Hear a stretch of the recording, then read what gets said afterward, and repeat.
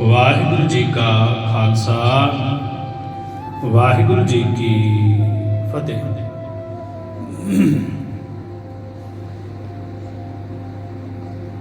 परम सन्मानयोग गुरु रूप साध संगत जी, युगो युग अटल चवर तख्त छतर दे मालक सरवरे कुल आलम सतगुरु धन श्री गुरु ग्रंथ साहब सच्चे पातशाह जी दे पावन मुबारक चरणों दे विच आप जुड़ मिल बैठे हो। अमृत वेले दे दीवाना विच हाज़री भरन दा जो सुभाग सतगुरु ने बख्शिश कीता है,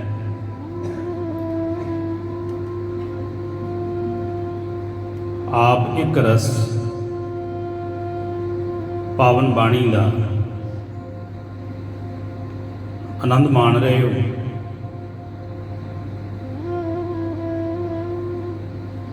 जैतसरी की वार महला पंजवां दे सरलेख विच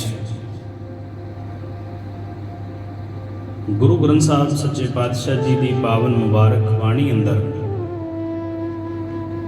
705 अंग ते सुभायमान है। इससे ही पावन वार दा इस श्लोक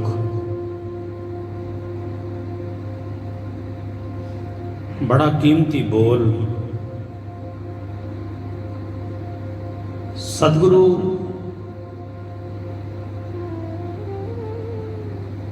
मनुखे जीवन दी जाच सिखाउंदियां गरीब नवाज बख्शिश करते हैं।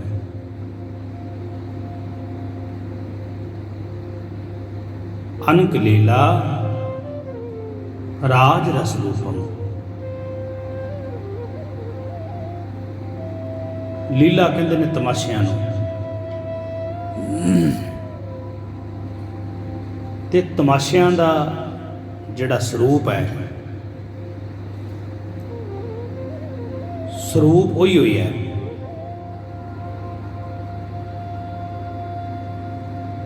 सहूलत वध गई। पहले इन्हां तमाशियां नूं वेखण वास्ते लोग मेलियां 'च जांदे सी, अखाड़ियां 'च जांदे, सर्कसां 'च जांदे। हुण वो मेला, वो अखाड़ा, वो तमाशे हर एक मनुख की जेब दे विच है, हर एक मनुख दे।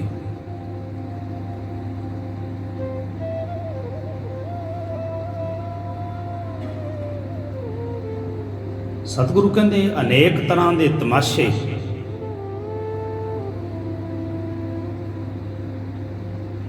राज दा रस,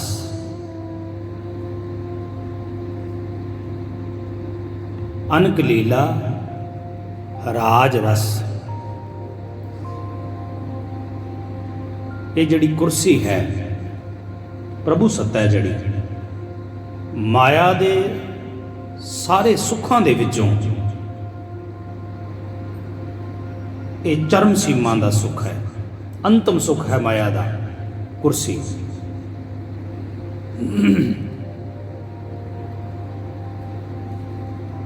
अनक लीला राज रस रूपं, जितनी सुंदरता है संसार दे विच, इन्हें मनुख दे मन नूं मोह रखिया। शरीरक सुंदरता, वस्तुआं दी सुंदरता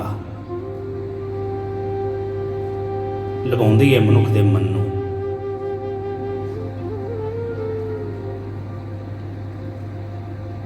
छतर चमर तख्त आसन, छतर सिर दे उत्ते छतर झुलदा है। इदां कह लीए अज दे जुबान अंदर आसे पासे जैड सुरक्षा है।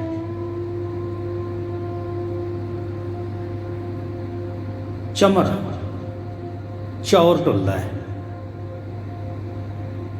गुरु साहबां ते असीं चौर करदे हां, हजूरी दे विच हाज़र रह के खलो के।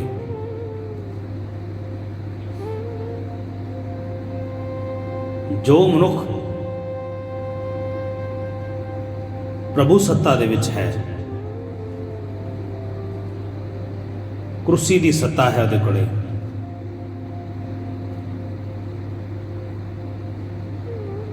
उहदा हुक्म लैण वास्ते आसे पासे बहुत सारे खलोते रहिंदे ने, उहदे चौर बरदार बन के। ये कदों हुक्म दे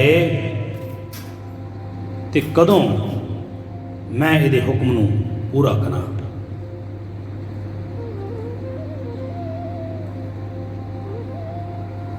छतर चमर तख्त आसनम, उच्ची पदवी ते बैठा है, उच्चे तख्त उत्ते सिंघासन ते बैठा है। भाव ऐसे अहुदे ते बैठा है कि उहदी जुबान दे विचों निकलण वाला हर एक शब्द, उहदी हर एक आग्या पूरी करन वास्ते सेवादार नौकर चाकर हर वक्त तत्पर रहिंदे ने।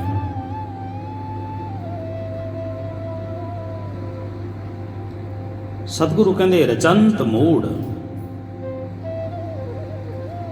मूड़ कहंदे ने मूर्ख नूं। कहण लगे इन्हां वस्तुआं दे अंदर रचिया बैठा है मूर्ख। रचंत मूड़ अज्ञान अंध है। सतगुरु ने इत्थे बड़ा सोहना वचन किया है। इस तरह रचिया बैठा है कि मैं कदी जाना ही नहीं। कहने लगे मूर्ख है, मूढ़ है, अज्ञान, अज्ञानी भी है, अंध है, अन्ना भी है। मूर्ख भी है, अज्ञानी भी है, अन्ना भी है। सतगुरु गुरु तेग बहादुर महाराज सच्चे पातशाह कहंदे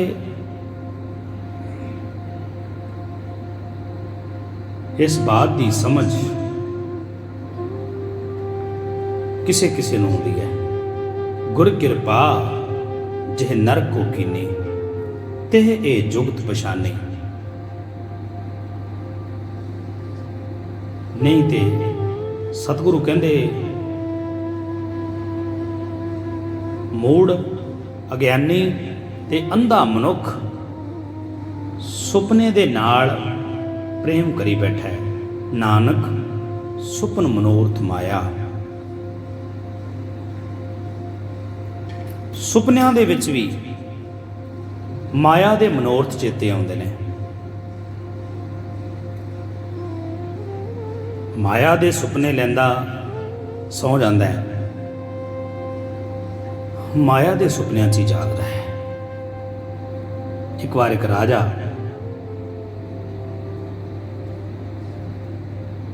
अपने बिस्तर ते आरामगाह दे विच सुता। घर पुत्र नहीं सी। बड़ी प्रबल इच्छा हुंदी है पुत्र दी, क्योंकि पुत्र निशान किसी नूं कह के नहीं सुना रहा सी, पर अंदर तो बड़ा कल्पिया सी। होया कि सुपने दे विच 4-5 पुत्रां ने जन्म लिया उहदे घर। दूसरे राजे ने हमला कर दिता, 4-5 ही मारे गए। उन्हां पुत्रां दे वियोग च उच्ची उच्ची धावां मारदा है। आरामगाह ते सुता है ते ਤੇ ਜਦੋਂ ਉੱਚੀ ਉੱਚੀ ਬਰੜਾਉਣ ਦੀ ਆਵਾਜ਼ ਆਈ, ਅਹਿਲਕਾਰ, ਸੇਵਾਦਾਰ, ਸੰਤਰੀ ਮੰਤਰੀ ਸਭ ਭੱਜ ਆਏ। ਬਾਂਹ ਤੋਂ ਪਕੜ ਕੇ ਹਿਲਾਇਆ, ਉੱਠ ਕੇ ਬੈਠਾ ਹੋ ਗਿਆ, ਆਸੇ ਪਾਸੇ ਵੇਖਦਾ। ਸੁਪਨੇ 'ਚ ਰੋ ਰੋ ਕੇ ਆਪਣੇ ਤਨ ਦਾ ਚੋਲਾ, ਜੋ ਕੱਪੜਾ ਪਹਿਨਿਆ ਸੀ, ਸਭ ਭਿੱਜ ਗਿਆ। ਸਭਨਾਂ ਵੱਲ ਵੇਖਦਾ ਹੈ। ਜਿਹੜੇ ਜੰਗ ਦੇ ਦੌਰਾਨ ਮਰ ਚੁੱਕੇ ਸੀ ਉਹ ਤੇ ਆ ਖਲੋਤੇ ਨੇ। ਉੱਥੇ ਇਹਨੇ ਇੱਕ ਪ੍ਰਸ਼ਨ ਕੀਤਾ, ਕਹਿਣ ਲੱਗੇ, ਇਹ ਸੱਚ ਹੈ ਕਿ ਉਹ ਸੱਚ ਹੈ? ਉੱਥੇ ਇੱਕ ਮਹਾਂਪੁਰਖ ਖਲੋਤਾ ਸੀ। ਉਹਨੇ ਉਹਦੀ ਰਮਜ਼ ਨੂੰ ਪਕੜਿਆ ਤੇ ਜਵਾਬ ਦਿੱਤਾ, ਕਹਿਣ ਲੱਗੇ, ਨਾ ਇਹ ਸੱਚ ਹੈ ਨਾ ਉਹ ਸੱਚ ਹੈ। ਸੱਚ ਤੇ ਕੁਝ ਹੋਰ ਹੀ ਹੈ, ਜਿਹੜਾ ਤੇਰੀ ਸਮਝ ਤੋਂ, ਤੇਰੀ ਪਕੜ ਤੋਂ ਪਰੇ ਹੈ। ਸਤਿਗੁਰੂ ਕਹਿੰਦੇ, ਸੁਪਨੇ ਹਬ ਰੰਗ ਮਾਣਿਆ, ਸੁਪਨੇ ਦੇ ਵਿੱਚ ਸਾਰੇ ਰੰਗ ਮਾਣੇ, ਮਿੱਠਾ ਲੱਗੜਾ ਮੋਹ, ਮੋਹ ਬੜਾ ਚੰਗਾ ਲੱਗਦਾ ਹੈ। ਜਦੋਂ ਮੋਹ ਆਉਂਦਾ ਹੈ, ਮਨੁੱਖ ਸਭ ਕੁਝ ਭੁੱਲ ਜਾਂਦਾ ਹੈ, ਸਭ ਕੁਝ ਹੀ ਭੁੱਲ ਜਾਂਦਾ ਹੈ। ਨਾਨਕ ਨਾਮ ਵਿਹੂਣੀਆਂ, ਸੁੰਦਰ ਮਾਇਆ ਦਰੋਹ। ਸਤਿਗੁਰੂ ਕਹਿੰਦੇ, ਇਹ ਨਾਮ ਤੋਂ ਵਿਹੂਣੇ ਮਨੁੱਖ, ਇਹ ਮਾਇਆ ਹੈ ਨਾ ਜਿਹੜੀ, ਮਾਇਆ ਦਾ ਇੱਕ ਧੋਖਾ ਹੀ ਹੈ। ਇਹ ਜਿਹੜੇ ਸੁੱਖ, ਆਨੰਦ, ਰਸ, ਰੂਪ, ਸੁੰਦਰਤਾ, ਪ੍ਰਭੂਸੱਤਾ, ਸਭ ਧੋਖਾ ਹੀ ਹੈ। ਸਤਿਗੁਰੂ ਕਹਿੰਦੇ, ਮਾਈ ਮਾਇਆ ਛੱਡ,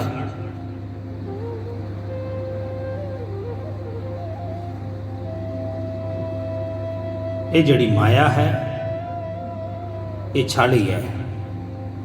ਫਿਰ ਕਹਿੰਦੇ, ਗੋਬਿੰਦ ਭਜਨ ਬਿਨ ਹੜਕਾ ਜਲ, ਤ੍ਰਿਣਕੀ ਅਗਨ, ਬਿਰਖ ਕੀ ਛਾਇਆ, ਗੋਬਿੰਦ ਭਜਨ ਬਿਨ ਹੜਕਾ ਜਲ। ਕੱਖਾਂ ਦੀ ਅੱਗ ਵਾਂਗ ਹੈ, ਬੜੀ ਪ੍ਰਬਲ ਜ਼ੋਰ ਨਾਲ ਅੱਗ ਮੱਚਦੀ ਹੈ ਮਾਇਆ ਪ੍ਰਾਪਤੀ ਵਾਸਤੇ। ਜਦੋਂ ਮਾਇਆ ਜਾਂਦੀ ਹੈ, ਮਨੁੱਖ ਨੂੰ ਕ੍ਰੋਧ ਆਉਂਦਾ ਹੈ, ਕੱਖਾਂ ਦੀ ਅੱਗ ਵਾਂਗ ਇਤਨਾ ਜ਼ਿਆਦਾ ਕ੍ਰੋਧ ਵੱਧ ਜਾਂਦਾ ਹੈ ਕਿ ਮਨੁੱਖ ਗਲਤ ਕਦਮ ਚੁੱਕ ਪੈਂਦਾ ਹੈ, ਫਿਰ ਪਛਤਾਉਂਦਾ ਹੈ। ਕਰੀ ਮੌਤ ਰੰਗ ਮਾਣ ਹੈ, ਫਿਰ ਬਹੁਰ ਬਹੁਰ ਪਛਤਾਵਾ ਹੈ, ਪਛਤਾਉਂਦਾ ਹੈ। ਐਸਾ ਕ੍ਰੋਧ ਆਉਂਦਾ ਹੈ। ਤੇ ਸਭ ਤੋਂ ਵੱਧ ਕ੍ਰੋਧ ਮਾਇਆ ਦੇ ਜਾਣ ਤੇ, ਨੁਕਸਾਨ ਹੋਣ ਤੇ ਕ੍ਰੋਧ ਬਹੁਤ ਜ਼ਿਆਦਾ ਹੁੰਦਾ ਹੈ। ਸਤਿਗੁਰੂ ਕਹਿੰਦੇ, ਸੁਪਨੇ ਹਬ ਰੰਗ ਮਾਣਿਆ, ਮਿੱਠਾ ਲੱਗੜਾ ਮੋਹ, ਨਾਨਕ ਨਾਮ ਵਿਹੂਣੀਆਂ, ਸੁੰਦਰ ਮਾਇਆ ਦਰੋਹ। ਧੋਖਾ ਹੀ ਹੈ ਮਾਇਆ ਦਾ, ਪਰ ਹੈ ਬੜਾ ਸੋਹਣਾ। ਫਿਰ ਪਾਤਸ਼ਾਹ ਸਮਝਾਉਂਦੇ ਨੇ, ਕਹਿੰਦੇ, ਸੁਪਨੇ ਸੇਤੀ ਜਿੱਤ ਮੂਰਖ ਲਾਇਆ। ਇਹ ਦੁਨੀਆ ਦੀ ਐਸ਼ ਇਸ਼ਰਤ ਦੇ ਨਾਲ ਜਿਸ ਮਨੁੱਖ ਨੇ ਪ੍ਰੇਮ ਪਾਇਆ ਨਾ, ਉਹ ਮੂਰਖ ਹੈ।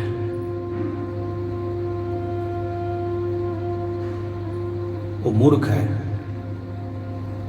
ਇੱਥੇ ਮੈਂ ਇੱਕ ਹੋਰ ਬੇਨਤੀ ਕਰ ਜਾਵਾਂ, ਮਨ ਮਾਇਆ ਤੋਂ ਪ੍ਰਭਾਵਿਤ ਹੈ, ਇਸ ਕਰਕੇ ਮਾਇਆ ਨਾਲ ਬੜਾ ਪ੍ਰੇਮ ਹੈ।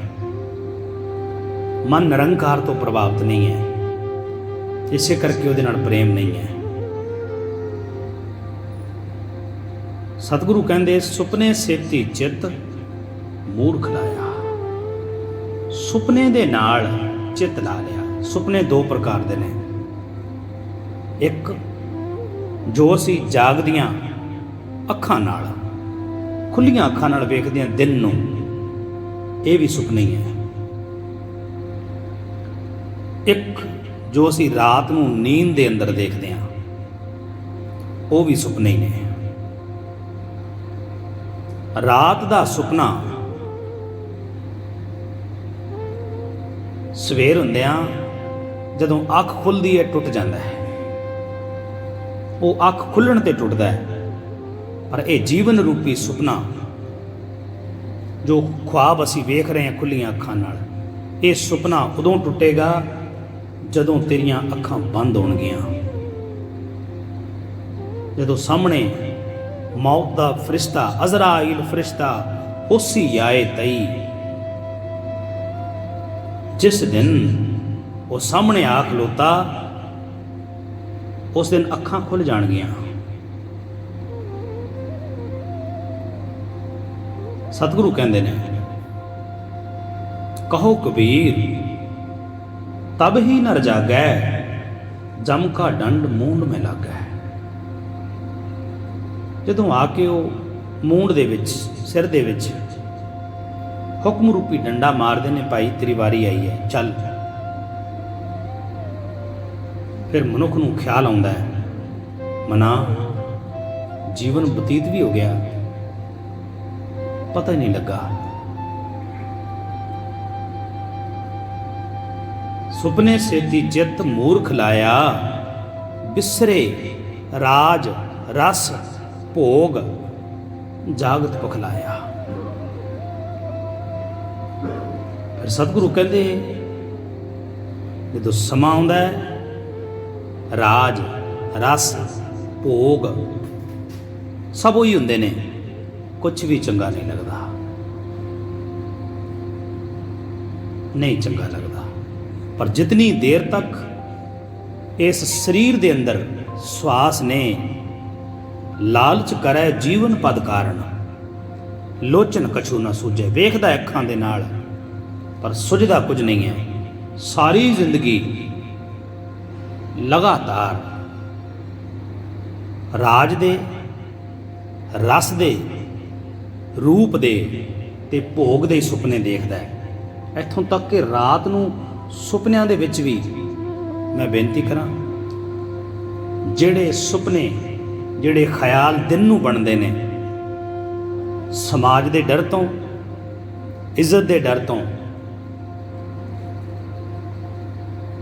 ਕਾਨੂੰਨ ਦੇ ਡਰ ਤੋਂ ਡਰਦਾ ਹੋਇਆ ਮਨੁੱਖ ਜਿਨ੍ਹਾਂ ਕਾਰਜਾਂ ਨੂੰ ਅੰਜਾਮ ਨਹੀਂ ਨਾ ਦੇ ਸਕਦਾ, ਉਹਨਾਂ ਨੂੰ ਸੁਪਨਿਆਂ 'ਚ ਭੋਗਦਾ ਹੈ, ਸੁਪਨਿਆਂ 'ਚ ਭੋਗਦਾ ਹੈ। ਤੇ ਫਿਰ ਸੁਪਨਿਆਂ ਦੇ ਵਿੱਚ ਬਰੜਾਉਂਦਾ ਰਹਿੰਦਾ ਹੈ,